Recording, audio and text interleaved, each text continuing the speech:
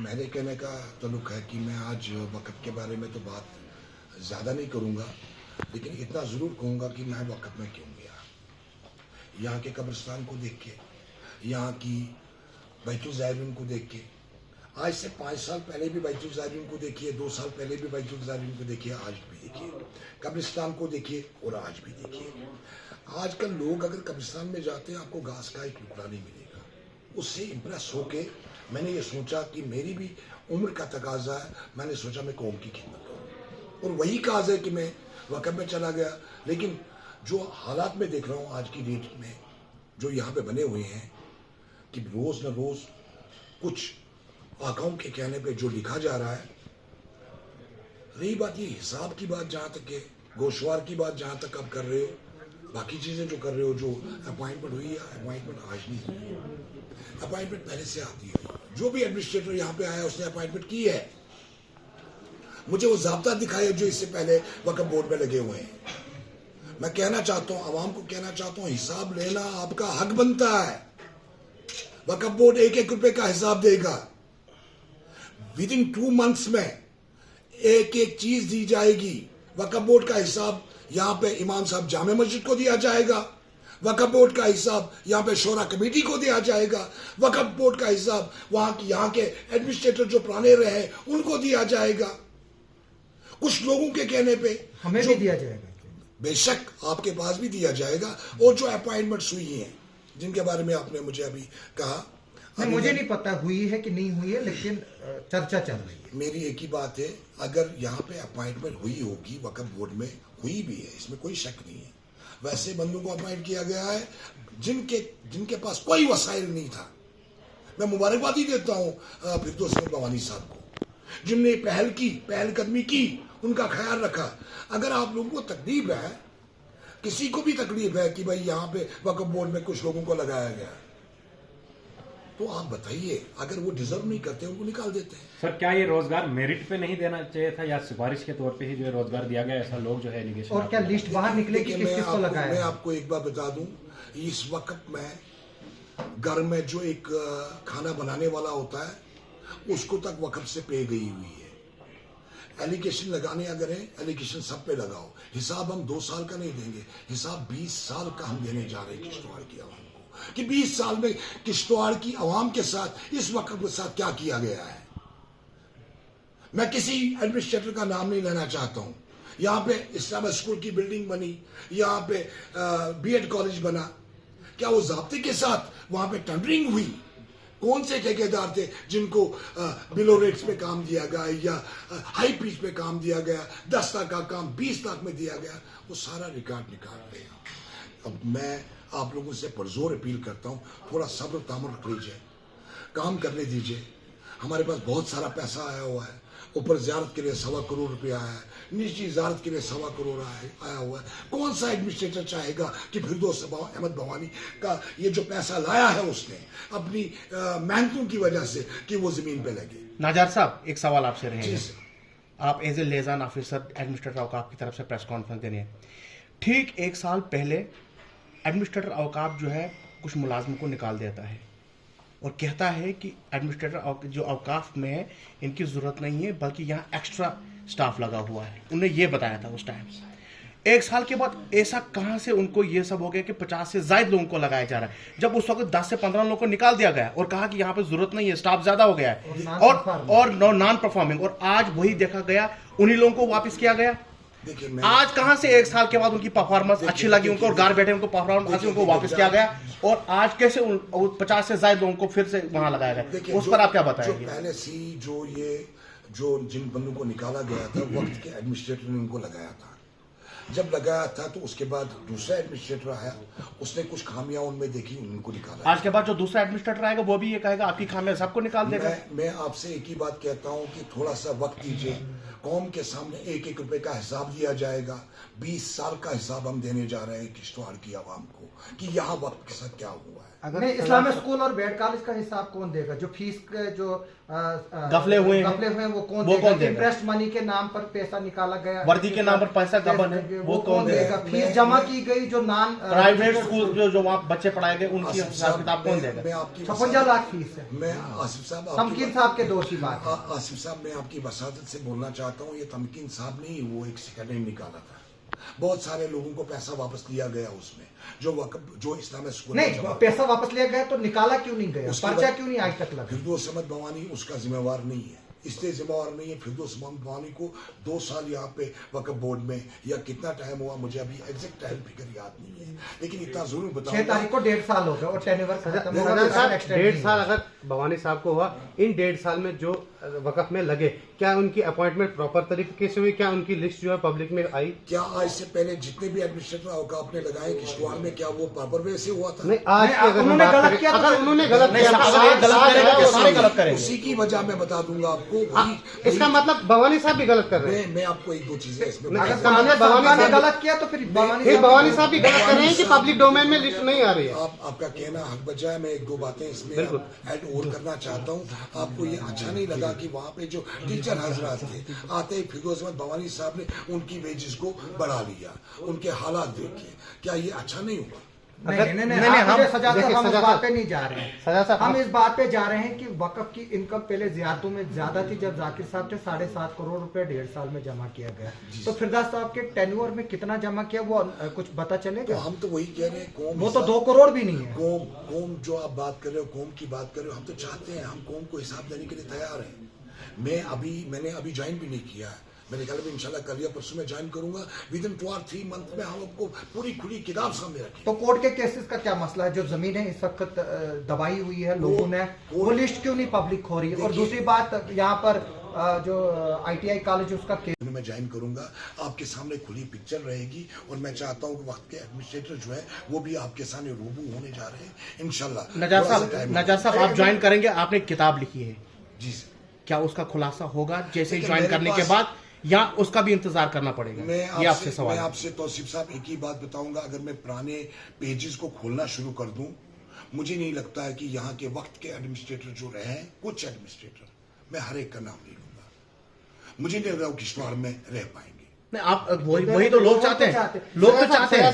लेकिन आप अगर आप पर्दे के पीछे एक ही बात और दूसरी बात है मैं मुफ्ती और जो मुफ्ती साहिबान और जो उलमा साहिबान है, उनका ये कहना है कि हमें वहाँ आगे बढ़ने ही नहीं दिया जा रहा है। देखिए, अगर ऐसी बात कोई है, मुफ्ती साहब अगर कोई है कि बढ़ने नहीं दिया जा रहा है, नहीं, आप सजा साहब आप बात को टाल, मैं टाल नहीं रहा हूँ आसिफ साहब, मैं एक ही बात बता रहा हूँ आपको, हमें थोड़ा सा टाइम। दारुल इफ्ता दारुल कज़ा क्रिएट किया गया अख्तर साहब काजी की तरफ से, उनका स्टेटस क्या है आप बताइए मुझे, क्यों नहीं उनको बढ़ने दिया गया? आसिफ साहब, अभी मैं ज्वाइन भी नहीं कर चुका हूँ, 2 दिन के बाद मैं ज्वाइन कर रहा हूँ, जिस चीज के लिए आज नजार साहब आपको पहले से ही इन चीजों का पता है, मुझे आप खुलकर नहीं बोल के बारे में नजार पता है। नजार साहब, सबसे बड़ी बात यह है, आप म्यूनसिपैलिटी के चेयरमैन भी रहे हैं।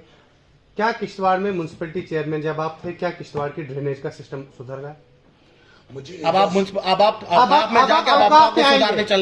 अब हमें पहले वो चाहिए कि जब आप म्यूनसिपैलिटी यहाँ पर चेयरमैन थे, तब क्या किश्तवाड़ का ड्रेनेज सिस्टम का हाल कैसा रहा? मैं आपसे 1-2 बातें पूछता हूँ कि 1.5 साल के वक्फे में सजाद अहमद नजार की औकात नहीं थी कि इतनी ड्रेनेज सिस्टम को ठीक करता। एक बात। नंबर 2, ट्रोन ड्रेनेज के लिए 9 करोड़ रुपए आया हुआ था, वो भी जमीन पे नहीं लगा। आसिफ साहब बखूबी जानते हैं इस चीज को। मुझे आज तब से और आज तक, जब से म्युनिसिपल काउंसिल का ये टाइम और खत्म हुआ है, तब से और आज तक मुझे एक गली आप बताइए कि जिसपे आपने बात की ये गली क्यों नहीं बनी, इसके लिए पैसा रोज करते हैं, हम तो रोज बोलते हैं, मुझे नहीं लग रहा है आप लोग तो खामोश बैठे हुए हैं। हर रोज अगर आप हमारे नेटवर्क खोल के देखेंगे, हर रोज देखिए हमने वार्ड। अच्छा सजाद साहब, अब आपको कितना वक्त चाहिए हमारे इस औकाफ को सुधारने के लिए? चलो 1.5 साल म्युनिसिपैलिटी का काफी नहीं था।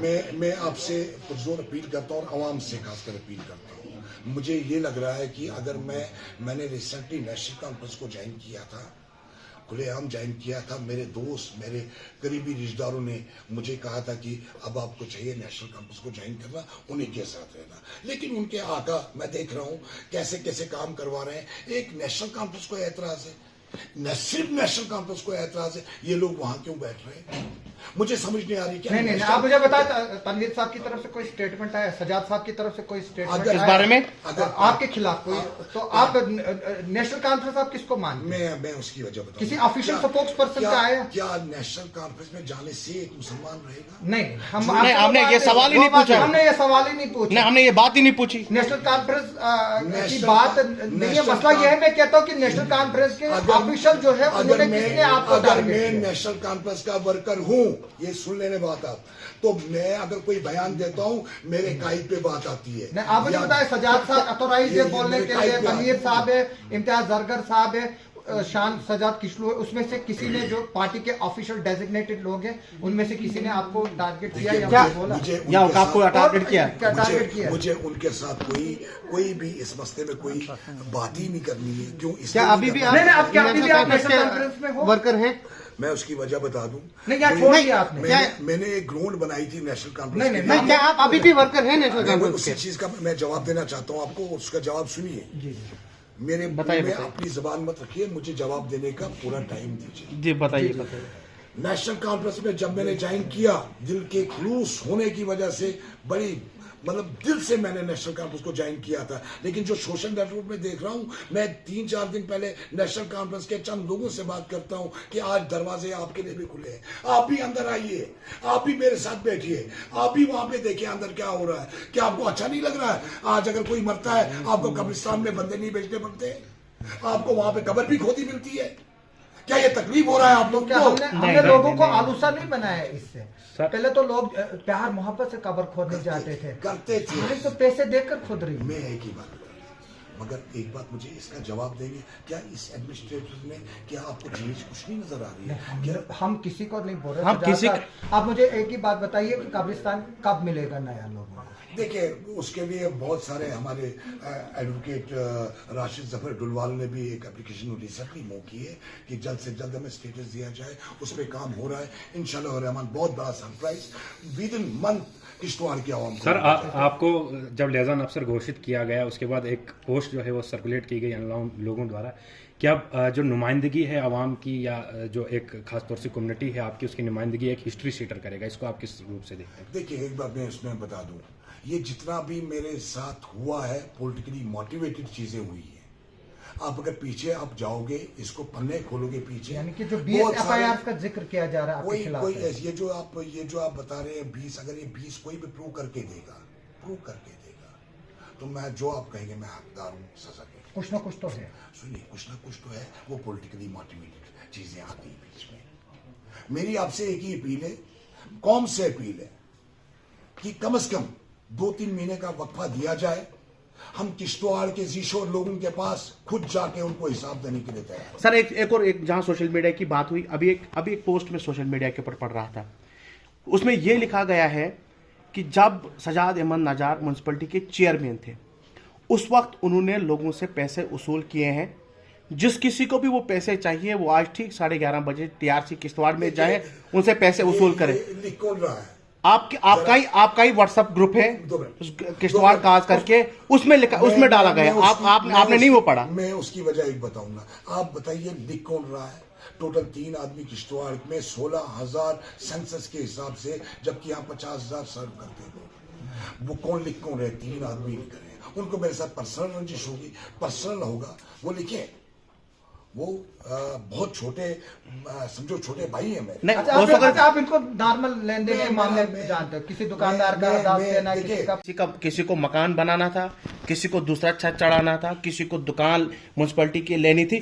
मेरी बात सुनिए, आप जवाब बाद में दीजिएगा। पहले मेरा ये सवाल है कि उसमें उन लोगों ने बताया किसी को दुकान लेनी थी, उसमें सजाद अहमद नजार ने पैसे लिए हैं। किसी को दूसरा छत चढ़ाना था, किसी को बिल्डिंग चढ़ानी थी, उसमें उन लोगों का कहना है कि सजाद अहमद नजार ने उस वक्त हमसे पैसे लिए हैं, किसी का नक्शा पास कराने के लिए, किसी को कोई क्या ये परमिशंस के लिए पैसे लिए। मगर टिल डेट अभी तक ना तो हमें परमिशंस मिली, ना तो हम मकान बन पाए। सजाद अहमद नजार ने हमसे पैसे लिए। करप्शन, मतलब आप पर करप्शन के एलिगेशंस लगाए गए, इस पर आप क्या बताएंगे? कानून है, उसके लिए कानून है। अगर किसी ने भी कोई ऐसी चीज की या मैंने की है, उसके लिए कानून है जनाब। तो आपके ग्रुप में ये मैसेज आप उनको रिप्लाई क्यों नहीं कर रहे हैं वहां पर? मैं देखिए, मेरे ये छोटे बच्चे हैं, इनको मैं क्या रिप्लाई करूं? मैं क्या इनके ये मेरे पास अब मैं क्या बताऊं, मेरी इजाज़त नहीं देती है कि मुझे अल्लाह ने जो इज़्ज़त दी है फिरदौस भवानी की वजह से जो इज़्ज़त मिली, मैं इनके मुँह ही नहीं लगना चाहता हूँ। छोटे बच्चों के मुँह क्या लगे। अब उन आकाओं को आगे आना चाहिए जो आका लिख के दे रहे हैं। अगर वो आते उनका मुकाबला सजाद नजाद बखूबी जानते। एक और आखिरी और एक बात और मैं आप की वसादत से मैं एक बार और मैसेज देना चाहता हूँ। मेरे पास भी बहुत सी अलमारियां बनी हुई हैं इस इदारे के बारे में, बहुत सी अलमारियां। तो क्या वो खुलेंगे? अगर मैं उनको खुलेंगे। आप सजाद अहमद नजार जब से लियाज़ान ऑफिसर जब से वो घोषित हुए हैं, लोगों को यही उम्मीद है कि सजाद अहमद नजार अब लाइजान ऑफिसर बनाए गए औकाफ के, और लोगों को पूरी उम्मीद है कि सजाद अहमद नजार वो सारे वर्क खोलेंगे और पब्लिक के सामने। क्या आप ऐसा करेंगे? हाँ या ना? हाँ या ना? बस हाँ या ना? हाँ या ना? या आप उस हमें नहीं अलमारी को ताला करने के लिए आप ताला ही रखेंगे या खोलेंगे? जवाब देने जा रहा हूँ आसिफ साहब। 20 साल का हिसाब सुनने में मिला है कि आपको इस पोस्ट पर इसलिए बिठाया गया कि मुंह आपका बंद रखा। मैं आपको 20 साल का हिसाब देने जा रहा हूं। और एक बार और मैसेज देना चाहता हूं, मैं आपको आपकी वसादत से एक मैसेज देना चाहता हूं आसिफ साहब। 20 साल का हिसाब वक्फ किश्तवाड़ देगा। जितने एडमिनिस्ट्रेटर बैठे हैं उनका हिसाब हम देंगे, और इंशाल्लाह और उसमें काम चल रहा है। ऐसी बात नहीं है कि जो सकालर अंदर बैठे हैं वो भी चुप नहीं बैठे हैं। एक एक के पन्ने खोल रहे हैं हम इंशाल्लाह और अमन कौम के सामने। इंशाल्लाह जल्द से जल्द हम इनको ओपन करेंगे। ऐसी कोई बात नहीं। Thank you. शुक्रिया आपका, आपने टाइम दिया इसके लिए मैं बहुत बहुत शुक्रगुजार हूँ आपका। और मैं आवाम से पुरजोर अपील करता हूँ, थोड़ा सा वक्त दीजिए, इंशाल्लाह बहुत सारी चीज़ें आपके सामने आएंगी, एक सुधार मिलेगा। यही बात है। और मैं चाहता हूँ कि आपको ग्राउंड लेवल पर आना चाहिए, फिरदौस साहब का देखना चाहिए उसने कौन से काम किए, और वो चीज़ें भी लोगों के साथ। सर एक सवाल आपसे रह गया, मुझे एक सवाल आपसे जानना चाहूँगा। लोगों ने हर साल देखा कि औकाफ का जब भी जैसे सालाना जलसा होता है या बाकी चीज़ें होती हैं, एक बैलेंस शीट लगती थी। टिल डेट अभी तक ना तो ज़ियारतों की बैलेंस शीट अभी तक लगी है जब से फिरदौस भवन, ये एलिगेशंस हैं। उनका कहना है कि ना तो अभी तक कोई बैलेंस शीट कभी बाहर आई है, और साथ साथ में जो टेंडर्स होते, सुनिएगा पहले, आप सुनते नहीं है, जो भी काम वहां निकलता था उसको टेंडर होने थे, वो बाज़ाब्ता तौर पे एक ऑर्डर में मेंशन किया गया है। अभी तक जितने भी काम हुए हैं लोगों के एलिगेशन से ना तो टेंडर्स हुए हैं, और जो पैसा वहां आया था ना तो उसका अभी तक कोई बैलेंस शीट बाहर आया हुआ है। क्या जैसे ही आप इस्लामिक स्कूल आपने बताया 2 दिन के बाद ज्वाइन करूंगा, क्या ये सब सामने आएगा? मैं आपसे एक ही बात, ये जो आपने सवाल कहा, मैं चाहता हूँ इसको ब्रीफ करके आपको इसके बारे में बताऊं। जी देखिए, आपने जो ये मुझे सवाल किया कि भाई ये जो टेंडर होने चाहिए थे वो होना चाहिए, नहीं मैं नहीं कह रहा हूँ, अवाम कह रही है। आपने सोशल मीडिया आपके ग्रुप में सब कुछ चल रहा है। आपको बार बार ये कह रहा हूँ, 2 महीने के अंदर अंदर इंशाल्लाह और रहमान पब्लिक के सामने, किश्तवाड़ के ज़ीशोर लोगों के सामने, ज़ीशोर किश्तवाड़ के दीनदार, किश्तवाड़ के सारे ज़ीशोर हैं, ऐसी बात नहीं है। ज़ीशोर नाम लिया मैंने, ज़ीशोर लोगों के सामने, किश्तवाड़ की यहाँ पे शोरा जमात है, इंशाल्लाह और रहमान उनके सामने हम हिसाब पेश करने के लिए तैयार हैं। अगर आप अपने सपनों का आशियाना बना रहे हैं तो एराकॉट कंस्ट्रक्शंस है आपकी पहली पसंद, क्योंकि यहाँ सिर्फ टाइल्स, सैनिटरी और हार्डवेयर प्रोडक्ट्स की विशाल रेंज नहीं मिलती, बल्कि साथ में मिलते हैं ढेरों फ्री गिफ्ट्स, और वो भी हर शॉपिंग पर। एराकॉट कंस्ट्रक्शंस में ट्रेंडिंग और लेटेस्ट डिज़ाइनों की बड़ी रेंज है। एराकॉट कंस्ट्रक्शंस फिर ला रहा है अपने कस्टमर्स के लिए साल का सबसे बड़ा मौका। शॉपिंग करो और बन जाओ लकी विनर, क्योंकि इस बार इनाम सिर्फ ऑफर नहीं, एक जश्न है। और यही नहीं, इस बार आपको बिल्कुल नई Alto car, scooties, 10 smart mobile phone सहित अन्य शानदार इनाम जीतने का मौका भी मिल रहा है। तो देर किस बात की, आज ही आए एराकॉट कंस्ट्रक्शंस, जहां घर का सपना भी पूरा होता है और शॉपिंग बनती है फायदेमंद।